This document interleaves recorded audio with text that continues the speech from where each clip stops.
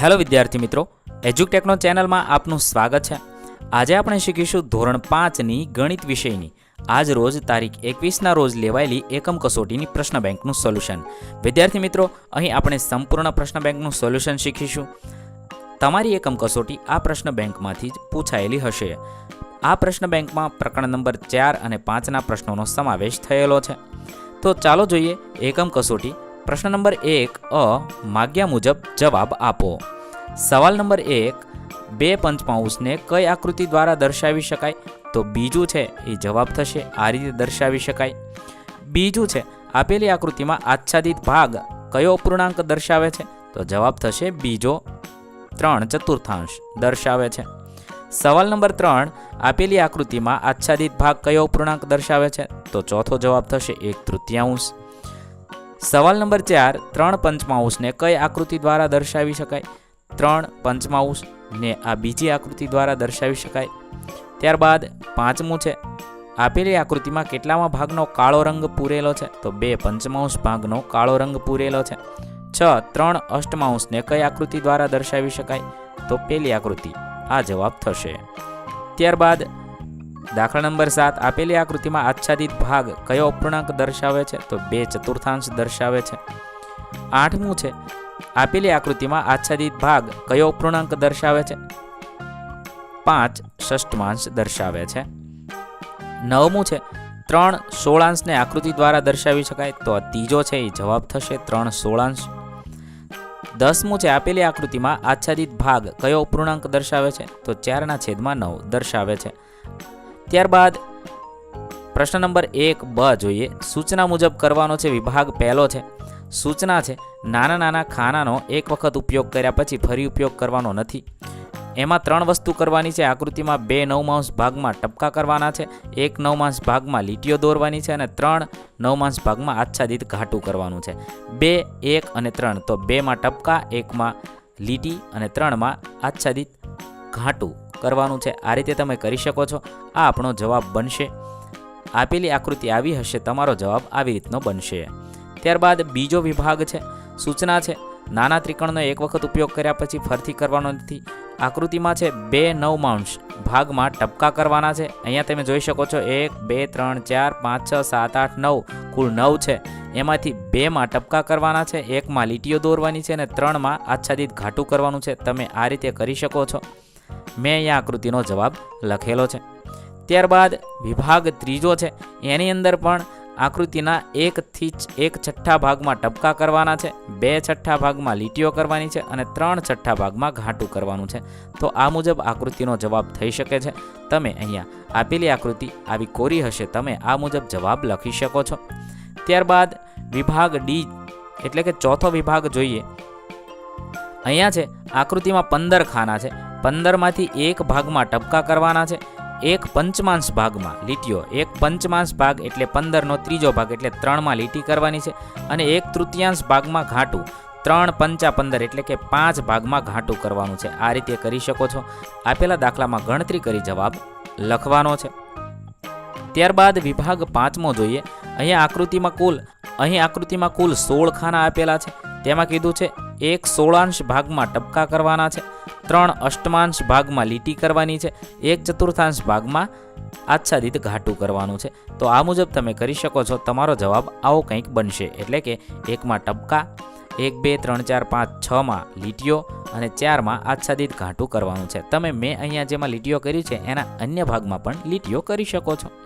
ત્યારબાદ પ્રશ્ન નંબર 2 અ છે ખાલી જગ્યા કોઈ પણ 3 પૂરવાની હતી। અહીંયા આપણે બધી ખાલી જગ્યાઓ શીખીશું। તમારે આમાંથી જ પૂછાઈ હશે। પહેલું છે 1/4 ને કેવી રીતે લખી શકાય?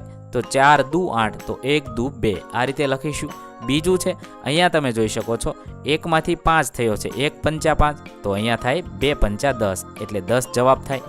ત્રીજું છે અહીંયા 5 દુ 10 તો અહીંયા 2 દુ 4 આ રીતે 4/10 જવાબ થશે। પછી 1/3માં 1 6 6 તો 3 6 18 તેથી 6/18 જવાબ થશે। પાંચમું છે 4/5 એટલે કે 5 દુ 10 થયા છે તો અહીંયા 4 દુ 8 થાય એટલે 8/10 મૂકી શકાય। છઠ્ઠું છે 3/4 છે તો 3 દુ 6 થયા છે, તો અહીંયા 4 દુ 8 થશે, એટલે 8 મૂકવાનો છે, આપણો 8 જવાબ આવશે. 7મું છે 3/8, અહીંયા 8 તેરી 24 થશે, તો 3 તેરી 9 થશે, એટલે આ રીતે જવાબ ઉપર 9 થશે. ત્યારબાદ 8મું છે 1/8, 1 દુ 2 તો 8 દુ 16, એટલે 16 મૂકવાનો છે. 9મું છે 1/6, 1 તેરી 3 થાય તો 6 તેરી 18, એટલે 18 મૂકીશું. 10મું છે 5 દુ 10 થાય તો 3 દુ 6 થાય, તેથી અહીંયા 6 મૂકવાનો છે. 11માં 1/7 છે, છેદમાં 21 મૂકીશું, અહીંયા 6 મૂકીશું, અહીંયા છેદમાં 30 મૂકીશું અને 14. આ રીતે ગણતરી કરી જવાબ બધા લખવાના છે.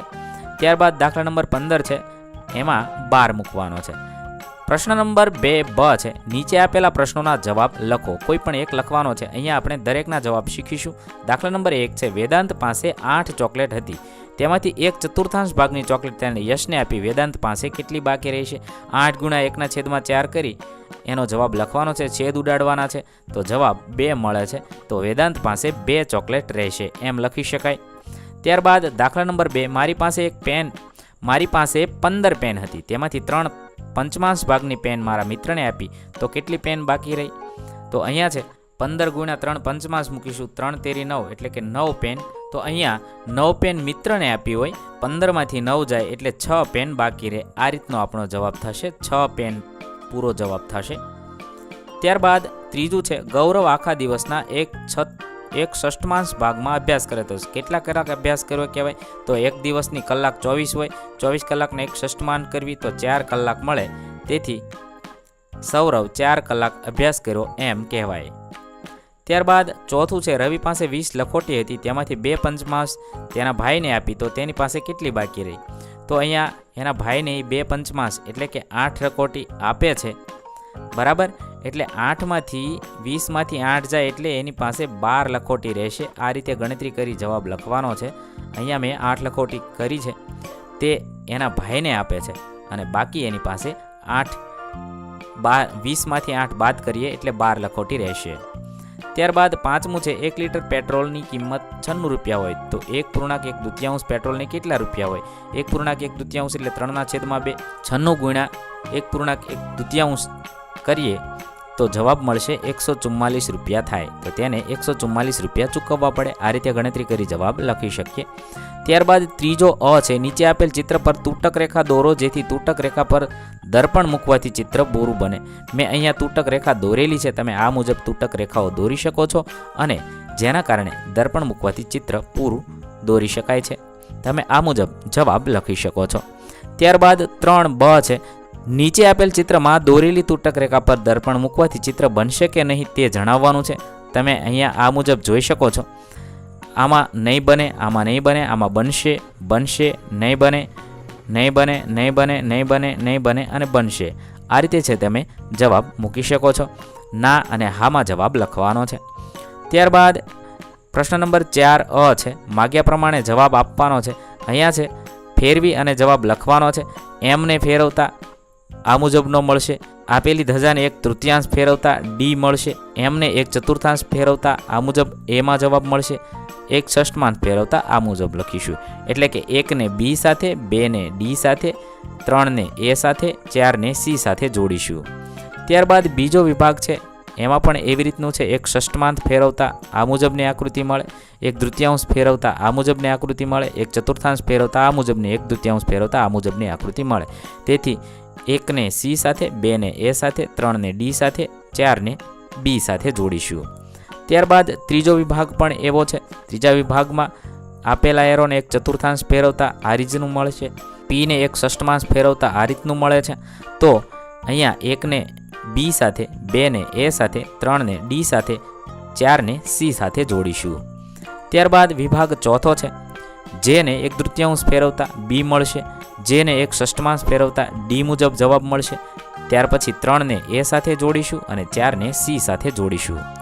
પાંચમો વિભાગ જોઈએ તો આપેલા એરોને 1/4 ફેરવતા બી જવાબ મળશે, પછી બીજામાં સી મળશે, ત્રીજામાં ડી મળશે અને ચોથામાં એ મળશે. આ રીતે તમે જવાબ લખી શકો છો. ત્યારબાદ પ્રશ્ન નંબર 4બ છે, સાચો વિકલ્પ પસંદ કરવાનો છે. 1 ષટકોણને એક ચતુર્થાંશ ફેરવતા કઈ આકૃતિ મળે? તો આવી આકૃતિ મળે છે, તેથી બીજો જવાબ. 2 છે ત્રિકોણને એક તૃતીયાંશ ફેરવતા કેવો મળશે? તો આ મુજબની આકૃતિ મળશે. 3 જવાબ મળશે. ત્રીજું છે આપેલ ચોરસને એક ચતુર્થાંશ ફેરવતા કઈ આકૃતિ મળે?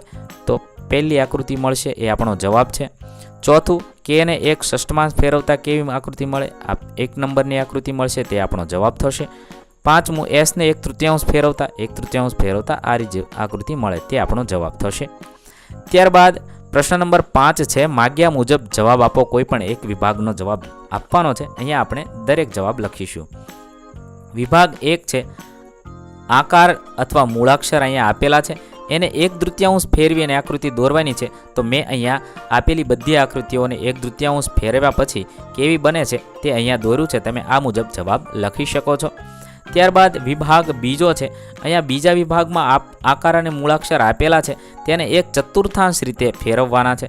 ચોથા ભાગના ફેરવવાના છે અને કેવી રીતે આકૃતિ મળે છે મેં અહીંયા દોરેલી છે. તમે આ મુજબ આકૃતિઓ દોરી શકો છો.